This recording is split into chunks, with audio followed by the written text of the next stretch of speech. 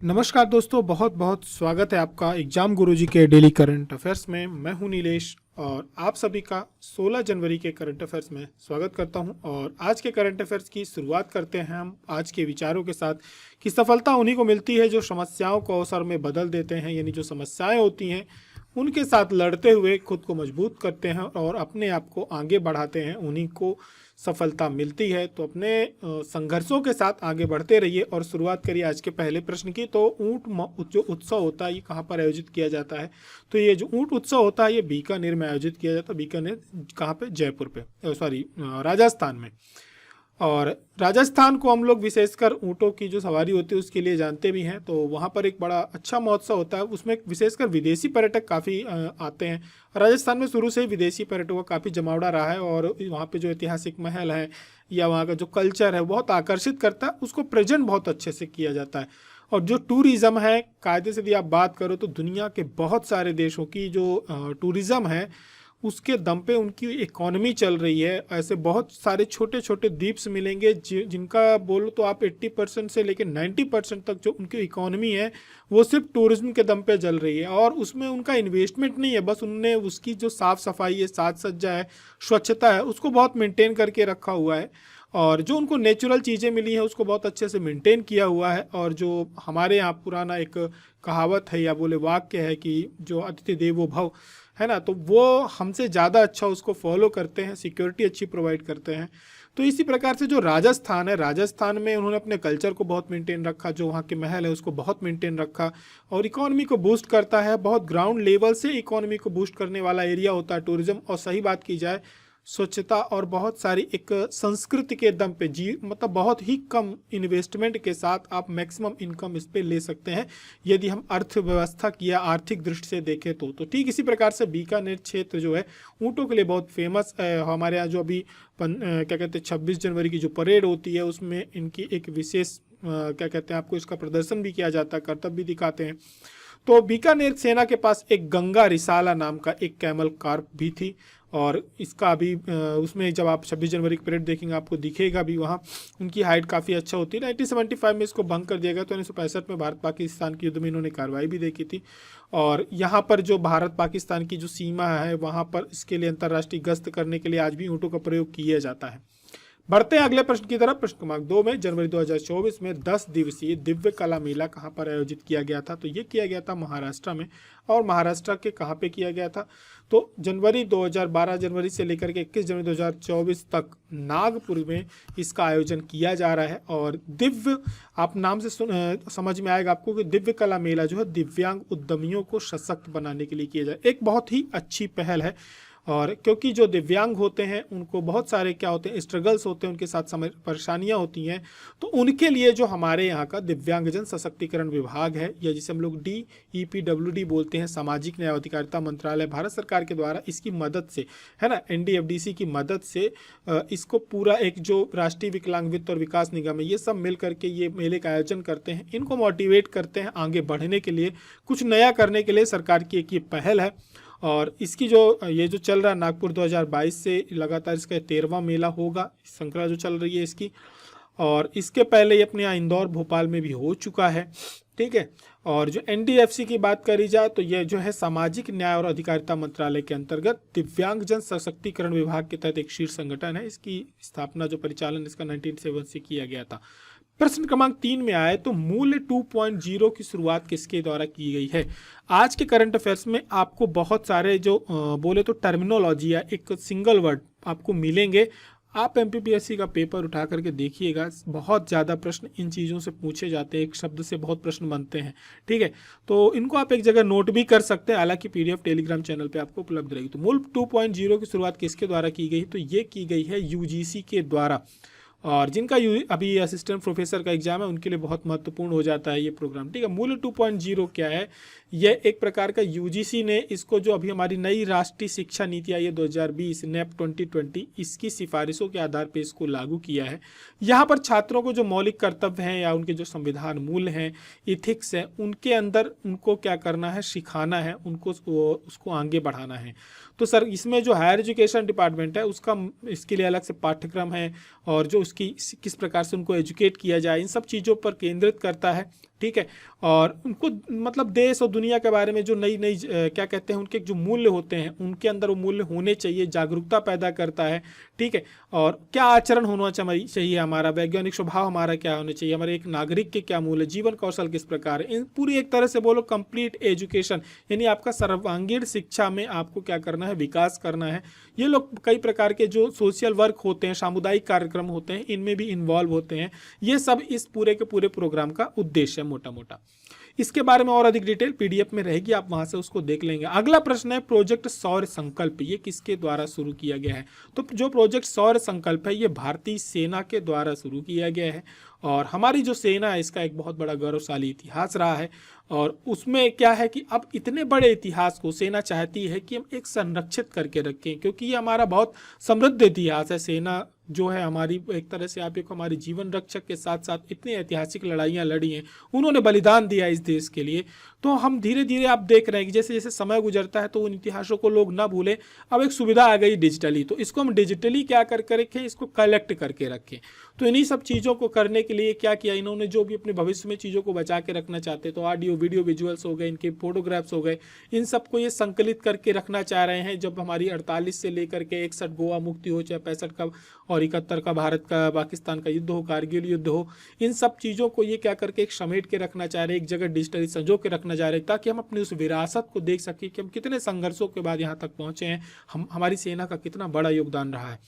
तो इन्हीं सब चीज़ों को ध्यान में रख करके Indian national trust for art and culture heritage यानी INTACH की स्थापना की गई 1984 में, और ये इसको पूरा क्या कर रही है, संकलित करके रखेगी। आगे चल के आपसे कभी पूछा भी जा सकता है। और आप सभी को पता है भारतीय सेना दिवस प्रतिवर्ष अपना क्या बनाती है, सेना दिवस बनाती है। तो ये कब मनाया जाता है, तो 15 जनवरी को ये मनाया जाता है। हमारी भारतीय सेना ये जो दिवस मनाती है, इस बार इन्होंने 76वीं सेना परेड दिवस का आयोजन किया था, और ये पूरी आर्टिफिशियल इंटेलिजेंस पे आधारित थी। लखनऊ में इसका आयोजन किया गया था, देश के रक्षा मंत्री इस पे सम्मिलित हुए थे, और ये आयोजन पे दूसरी बार ऐसा था जो कि हमारी राजधानी के बाहर हुआ था। बात करी जाए इसकी जो शुरुआत थी, हमारे देश के जो फील्ड मार्शल थे कॉमरेड M करियप्पा का नाम आप सभी ने सुना होगा। हमारे जो कमांडर थे, मार्शल कमांडर थे, और वो एक उस समय जब थे 15 जनवरी 1950 को, तो ये उस समय पे लेफ्टिनेंट जनरल थे, और जनरल सर फ्रांसिस बुचर जो उस पद को धारण करने वाले अंतिम ब्रिटिश व्यक्ति थे। उसके बाद भारतीय सेना के पहले भारतीय कमांडर इन चीफ के रूप में इन्होंने पदभार ग्रहण किया था, और M करियप्पा जय हिंद का नारा अपनाया था, जिसका अर्थ होता है कि भारत की जीत। और फील्ड मार्शल के क्षेत्र में भी आप बात करो, अभी कुछ ही समय पहले उनका निधन हुआ है। तो 5 रैंक हासिल करने वाले केवल दो भारतीय सेना के अधिकारी हैं, जिसमें से दूसरे फील्ड मार्शल हमारे जो है सैम मानेकशॉ हैं। मानेकशॉ का निधन अभी कुछ ही समय पहले हुआ है, उनकी एक फ़ोटो देखी थी। तो ये हमारे सेना की ऐतिहासिक पृष्ठभूमि रही है, और यहाँ से इसकी शुरुआत हुई थी। अगला प्रश्न भी सेना से जुड़ा हुआ है कि प्रोजेक्ट मारुत परियोजना बहुत ही फेमस इस वर्ष की ये परियोजना है। इसकी शुरुआत किसके द्वारा की गई थी? जो इसकी शुरुआत है भारतीय वायुसेना के द्वारा की गई है। PSC के 4 वर्षों के पिछले इतिहास के पेपर उठा लीजिए, सेना से आप तो या तो उनके वेपन्स के बारे में या तो उनकी किसी परियोजना के बारे में प्रश्न आया ही आया है। तो इसी प्रकार से जो प्रोजेक्ट मारुत है, मारुत का नाम याद रखेंगे, मारुत हनुमान जी से जुड़ा हुआ है, हनुमान जी उड़ते थे तो वायुसेना हमारी उड़ती है। ठीक है, तो उसी से जुड़ा हुआ है। लेकिन इसका नाम इन्होंने जो रखा है, जो HF-24 मारुत है, हमारा पहला स्वदेशी लड़ाकू विमान था, उसके नाम से इस प्रोजेक्ट को इन्होंने शुरू किया है। और इसमें क्या है कि पूरा ये भी अपना पूरा जो इतिहास है सब कुछ उसको डिजिटली कर रही है वायुसेना। तो वायुसेना के उसके प्रोजेक्ट का नाम है प्रोजेक्ट मारुत। ठीक है, भारतीय वायुसेना का इतिहास बहुत पुराना है। 1932 में द्वितीय विश्व युद्ध के दौरान जापान के खिलाफ यूनाइटेड किंगडम की जो रॉयल एयर फोर्स थी, उसके समर्थन के लिए भारतीय वायुसेना की स्थापना की गई थी। और फिर इसके बाद IF का जो उपयोग है बर्मा में जापानी ठिकानों को निशाना बनाने के लिए भी किया गया था। लेकिन 1945 में किंग जॉर्ज जो 6 थे, इन्होंने IF की उपलब्धियों के सम्मान में इसे रॉयल की उपाधि प्रदान करी थी। फिर उसके बाद 1950 में जब हमारे देश का संविधान लागू हुआ तो इसको मानद उपाधि को समाप्त कर दिया गया। जितने भी मानद उपाधियां हैं उस समय पे समाप्त कर दी गई थी, और ये हमारी भारतीय वायुसेना बनी और एक विकसित रूप में हमारे सामने आई। देश के राष्ट्रपति सशस्त्र बलों के सर्वोच्च कमांडर होते हैं, और भारतीय वायुसेना विश्व की 4थी सबसे बड़ी वायुसेना है। मुख्यालय नई दिल्ली में है। आदर्श वाक्य जो है इनका महिमा के साथ आकर्ष को स्पर्श करना, और ये लिया गया है गीता के 11वें अध्याय से लिया गया है। ठीक है, आगे की तरफ बढ़ेंगे, बात करेंगे अगले प्रश्न की। श्री रामचंद्र जो पथ गमन न्यास के अध्यक्ष कौन होंगे? तो इसके जो अध्यक्ष होंगे वो मध्य प्रदेश के मुख्यमंत्री होंगे। चित्रकूट सतना से ये जो गमन न्यास पथ बनाया जाए, जहाँ से राम वन पथ गमन, यानी राम जहाँ से वन में होते हुए अपने पथ को आगे बढ़ते गए थे, उसी को इसका नाम दिया गया है। और सतना में आपका चित्रकूट आता है सतना जिले में, कुछ हिस्सा इसका उत्तर प्रदेश में है। तो वहाँ पे कई स्थान है जिसमें आपका कामतानाथ स्वामी मंदिर है, स्फटिकशिला है, गुप्त गोदावरी है, सती अनुसुईया का आश्रम है, अत्रे जी का आश्रम भी है। फिर इसके बाद सलेहा में एक पन्ना मंदिर है, फिर मैहर आपका कटनी, यहाँ से होते हुए ये अनूपपुर और फिर अमरकंटक होते ही छत्तीसगढ़ निकल गए थे, जिसको दंडकारण्य बोला जाता है। ठीक है, तो इसी के लिए हमारे यहाँ जो इसको एक टूरिस्ट स्पॉट से भी जोड़ा जा रहा है, क्योंकि लोगों का जो एक तरह से आप ये कि यात्रा का धीरे धीरे बढ़ेगा और अर्थव्यवस्था में बहुत बड़ा सहयोग करते हैं ये। तो वो लोग जब यात्रा करेंगे तो स्वाभाविक रूप से उस जगह से जुड़े हुए जो लोग होंगे उनकी जो आर्थिक स्थिति है उसमें भी सुधार तो आएगा ही। लेकिन हम सबका एक जो बोलते हैं हम लोग की संस्कृति रही है, ठीक है, हमारा जो सिविलाइजेशन है वो हमारे लिए बहुत महत्वपूर्ण हो जाता है और हमारा जो एक कल्चर है उसके लिए भी ये जरूरी हो जाता है। तो सरकार दोनों परिप्रेक्ष्य से इसको देख रही है, इसमें आर्थिक रूप से भी फायदा होता ही है। तो बात करी जाए तो चित्रकूट में अभी ये बैठक होने वाली है आज की डेट में, मंगलवार को। तो इसमें जो वन पथगमन है, ये श्री रामचंद्र पथगमन न्यास बनाया गया, तो इसके अध्यक्ष जो होंगे मुख्यमंत्री होंगे। इसमें 23 स्थलों को क्या करना है, डेवलप करना है। ये चिन्हित किसके द्वारा किए गए? तो ये केंद्र सरकार की तरफ से प्रदेश में चिन्हित किए गए। इसको ध्यान में रखना, कभी भी पूछ लिया जाए कितने स्थलों का विकास करना है, तो 23 स्थलों का विकास करना है। और इसमें 33 सदस्य होते हैं, इसके अध्यक्ष मुख्यमंत्री होते हैं। ये बात आप विशेष रूप से याद रखेंगे। बाकी की इतनी सारी जगहों को याद रखने की उतनी आवश्यकता नहीं है, लेकिन आप एक बार इमेज देखेंगे तो आपको वो याद हो जाएगा। मैं पीडीएफ में ये इमेज आपको डाल दूंगा। निम्न में से किस जगह मुक्तेश्वर महादेव मंदिर है? तो ये देखिए, दोनों चीजों से आपके लिए जरूरी हो जाता है। क्यों जरूरी हो जाता है? एक तो ये नागदा में है।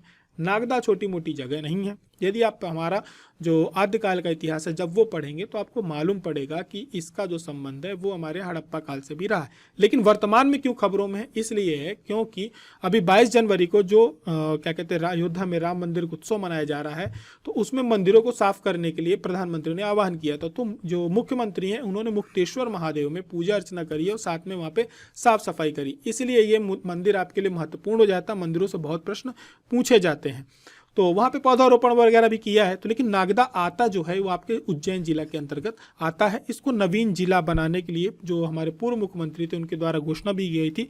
लेकिन यदि आप प्राचीन इतिहास में जाओगे, मान्यताओं में जाओगे, तो जो पांडवों के पौत्र थे राजा जन्मेजय, उनके द्वारा नागों के दाह के लिए एक विशाल यज्ञ किया गया था, इसलिए इसका नाम पड़ा नागदा। नागदा जो है परमार नरेशों के अभिलेख यहाँ पर मिले हैं, जिसमें नागहद नाम उल्लेख मिलता है, यानी इसको पुराना नाम जो कहा जाएगा एक तरह से नागहद कहा गया है। और यहाँ पर जब खोज की गई हड़प्पा सभ्यता के, यहाँ पे प्राचीन मोहनजोदड़ो और हड़प्पा सभ्यता के प्राचीन यहाँ पे कई चीज़ें मिली हैं। लौह संस्कृति के भी यहाँ पर आपको प्रमाण मिले हैं और यहाँ से दुधारी, कटार, कुल्हाड़ी, मूठ या चम्मच, चिमटी, ये सब चीज़ें यहाँ पर मिली हैं। तो लौह संस्कृति के प्रमाण मिलने के कारण भी ये हमें ऐतिहासिक रूप से हमारे लिए महत्वपूर्ण हो जाता है। अगला प्रश्न है 9वां प्रश्न, राज्य स्तरीय पुरस्कारों में रानी अवंतीबाई वीरता पुरस्कार के अंतर्गत कितने रुपए की राशि प्रदान की जाती है? तो इन जितने भी ये राज्य स्तरीय वाले पुरस्कार होते हैं इसमें आपको 1 लाख रुपए की राशि मिलती है। और ये दिए किस विभाग के द्वारा जाते हैं? तो महिला एवं बाल विकास के द्वारा आमंत्रित किए जा रहे हैं। डिटेल्स मैंने आपको आगे दे दी है, दिखा दूंगा मैं। अब ये 6 राज्य स्तरीय पुरस्कार होते हैं जिसमें अलग अलग क्षेत्र के लिए दिए जाते हैं। पहली बात तो ये जो रानी अवंतीबाई पुरस्कार होता है ये किसके लिए प्रदान किया जाता है? ये वीरता के लिए 1-1 लाख रुपए की राशि इसमें दी जाती है। समाज सेवा के लिए राजमाता विजया राजे सिंधिया समाज सेवा पुरस्कार दिया जाता है।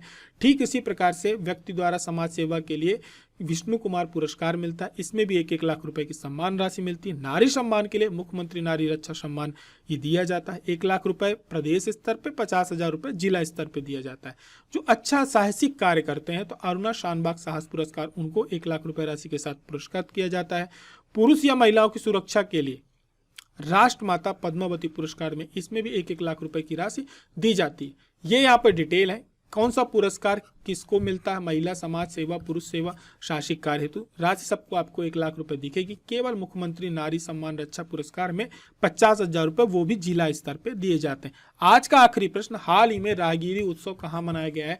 काफी समय के बाद उज्जैन में राहगिरी उत्सव मनाया गया है और उज्जैन धार्मिक नगरी है और ये इसका एक डायलॉग इस पे चलता है, बचपन से लेकर के 55 तक। ठीक है, तो ये एक हमारे यहाँ जो मेले वगैरह लगते थे उस प्रकार का होता है। बहुत सारे, है ना, आपने मेले सुने होंगे कि जो रेहड़ी वाले होते हैं, छोटे छोटे लोग होते हैं, उनको उद्योग मिलता है और हम लोग जा करके वहाँ सिर्फ एंजॉय करते हैं। मकर संक्रांति में लगभग देश में बहुत जगह मेलों का आयोजन होता है, तो ये राहगीरी नाम से मनाया जाता है। वहाँ पर मेले लगते हैं, लोग खाते पीते हैं, परिवार के साथ समय गुजारते हैं। ठीक है, गन्ना और लैया ये सब चीज़ें खाते हैं। मकर संक्रांति में तिल खाते हैं और बहुत सारे यहाँ पे कार्यक्रम आयोजित किए जाते हैं और जो हमारे पुराने सांस्कृतिक कार्यक्रम थे उनका विशेष आयोजन होता है। नवीनता वहाँ पर नहीं होती, हम लोग एक पुराना जीवन एक तरह से जीते हैं, उसको क्या करते हैं, एंजॉय करते हैं। तो आगे की आज का प्रश्न मैं नहीं डाल पाया हूँ, उसको मैं कल वाले में डाल दूंगा। और यदि आप टेस्ट सीरीज ज्वाइन करना चाहते हैं तो एग्जाम गुरुजी के ऐप से कर सकते हैं। ये था हमारा आज का करंट अफेयर्स। हमारी और आपकी मुलाकात कल होगी, तब तक पढ़ाई चालू करके रखिए अपना। जय हिंद, जय भारत।